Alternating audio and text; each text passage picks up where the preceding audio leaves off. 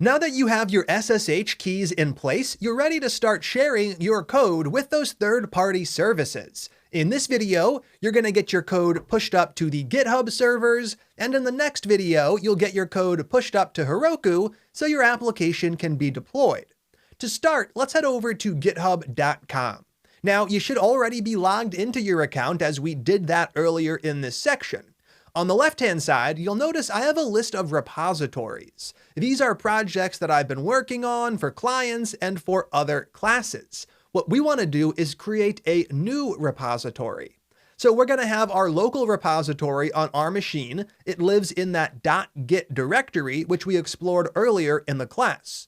We're also going to create a repository for the project on GitHub. That is how GitHub is going to be able to get access to our code so it can show it in the user interface, and so we can do other great things like track issues and collaborate with others. Now, creating a repository on github.com is really easy. There's a plus icon near the top right of the screen. We click New Repository, and then we fill out a very simple form. The only thing we need to do is pick a repository name. Now, this does not need to line up in any way with the name you chose for your project locally. You can pick anything you'd like as long as you're not already using it for a repo name on your account. I'm going to go ahead and use node3-weather website. Once again, you can pick whatever name makes the most sense for you. Next up, we have an optional description, which I'll leave blank. And then we have the option to create a public repository where anyone can see the code, or a private one which you'd use for private proprietary projects. Now in this case, you can stick with public as private does require you to be on a paid plan. I'm going to switch mine over to private though, so I can keep this project hidden from students so no one will know I'm working on the course until the whole class is ready. Once again though, you can just leave yours as public. Next up, we have an option to initialize our project with various things like a README file, a gitignore file, or a license. We're not going to do any of that. We're going to move on to the next step, which is to create the repository. So right here, when we do that, it's not going to be able to show us our repo code because there is none. GitHub doesn't know what code is associated with this project, so it's simply giving us some instructions for the various ways we can get started. We can create a new repository from the command line and send that to GitHub. We can push our existing repository up to GitHub, or we can import it from some other version control system. In this case, the second option is what we want. We already have a repository with commits locally on our machine. We simply want to send it to the GitHub servers. Now there are two commands here to get set up, but before we run them, I want to explain what they do so you can actually understand what you're doing. Right here we have the first command, git remote, add origin, followed by a long URL. So to start, we are indeed using Git like we've done from Visual Studio Code plenty of times already, and we're using remote to manipulate our remotes. A remote is nothing more than a version of your project hosted somewhere else. So we're going to have a version of our project hosted on github.com's servers and on Heroku's servers. Next up, how are we trying to work with our remotes? We're trying to add them. For example, you could also use remove to remove a remote. In this case, though, we don't have any, so we're setting up our very first one. Next up, we choose a name for the remote. This value could be anything you like, but by default, your first remote should have the name origin. This is a common convention you'll see across the web. After that, we have a nice long URL. This URL contains two nice pieces of information. It has our username right here. You should see your username, and it has the name of the repository that you picked. So right here, I have the name that I chose. Now, when we run this command, we're not actually sending our code to GitHub. All this command does is it sets up that channel of communication. You can think about it like adding a contact in your cell phone. You pick a name for the contact, and then you pick their phone number, or in this case, the URL, but we're not actually sending anything to them. We're just setting that up so it can be used in the future. Right here, we're going to take that command, copy it to the clipboard, and from the terminal, we're going to run it from the web server directory. Once again, it's important that you run these commands from the right location. So I'm going to paste it in, I'm going to run it, and now we have a remote called origin, which we can push to, and that's going to send our code to GitHub. As we add new commits, we will push those new commits up to GitHub, making sure that GitHub has the latest code. That's where the second command comes into play. We have git push with the uflag origin master. So git, once again, is just the git command followed by push. Push allows us to push our commits up to a given remote. Then we provide the remote name, origin. Now, master is the default name for what's called a branch in Git.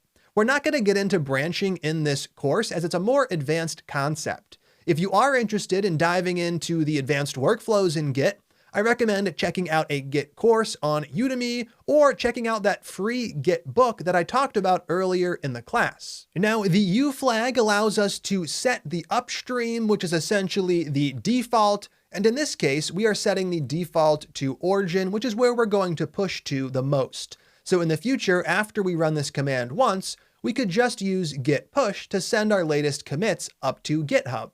Sure, we'll be pushing to other remotes like Heroku, but we're not going to do that nearly as often. Now, we're not actually ready to run this command yet. If we tried to run it, it would fail because GitHub isn't sure exactly who's sending it the code. What we need to do is finalize our SSH configuration. So to get that done, what we need to do is take the public key file and give that to github.com so it can create that secure connection. We do this in our settings. So up top, I'm going to go to my little profile picture. We're going to go down to settings, and in the left-hand sidebar, you should see an option, SSH and GPG keys. In our case, we're trying to set up a new SSH key, and we can go ahead and do just that by clicking New SSH Key. Here it's asking for two things. First, it's asking us for a name to identify this key. I typically use something like work, laptop. I have other keys like home desktop or home laptop. It just makes it easy to identify the given key. And the next thing we need is the contents of that public key file. That is id_rsa.pub. To get the contents of that file, we can use the following command from the terminal. That's going to be cat, which simply concatenates the contents of a file out to the terminal. So it's going to print the contents of our key file, followed by the file to actually print.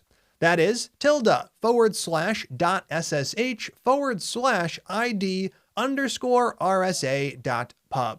Now, when we do that, we're going to get the following. It's a really long string, which starts with SSH-RSA, and it ends with that value you put for the comment. And in our case, we put our email. We have to grab all of that, including the SSH-RSA, all the way to the end of the email.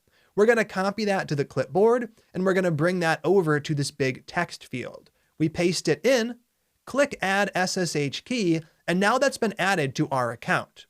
Now right here, you can notice it's saying it's never been used, and that's true. We have this key set up, but we've never used it to communicate with GitHub. We can test our connection by running the following command from the terminal. If you're on Windows, make sure to use git bash for this one. That is SSH-T,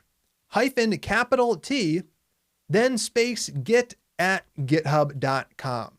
This is going to test our SSH connection to the GitHub servers. If it works, then we know our key has been set up successfully and we can push our commits up. If it doesn't work, then we know we have a problem. Right here, I'm going to run it and we're going to get the following message. This is not an error. It's simply saying that it can't confirm the identity of the server, but we can indeed accept that by typing yes, since we can see that things look good. And once we do that, we can see the final line, hi, followed by your GitHub username. You've successfully authenticated, but GitHub doesn't provide shell access. If you're seeing this, that is a good thing. This means you are able to correctly authenticate with GitHub, and now we're ready to push our code up.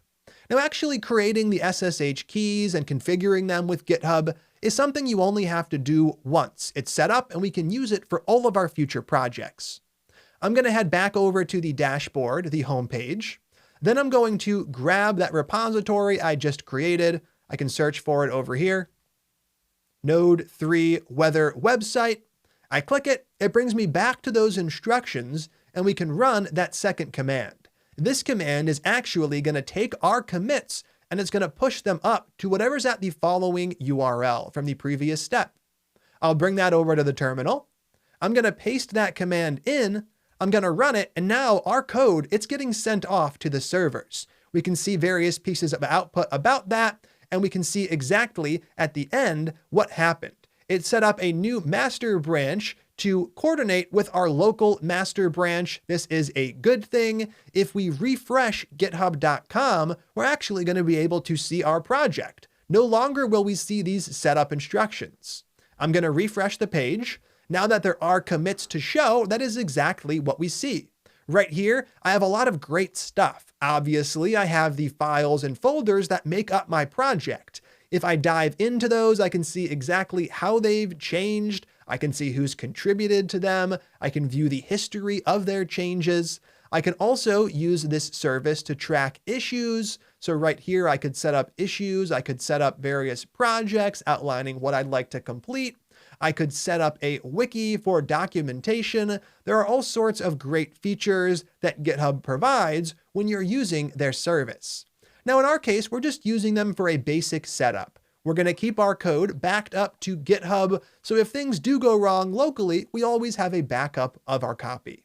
All right, that is where we're going to stop for this one. We now have our code up on the GitHub servers. Don't worry, a little bit later in the section, we'll talk about how we can push our other changes up to the service, and there'll also be a challenge where you'll have to do the same. For now, though, the goal was just to get that basic configuration set up. With the SSH keys in place, we can now use the same setup with any other projects we end up creating. The next video is all about pushing up to Heroku and getting our application deployed live to production. It's the grand finale of sorts, so let's go ahead and jump right in.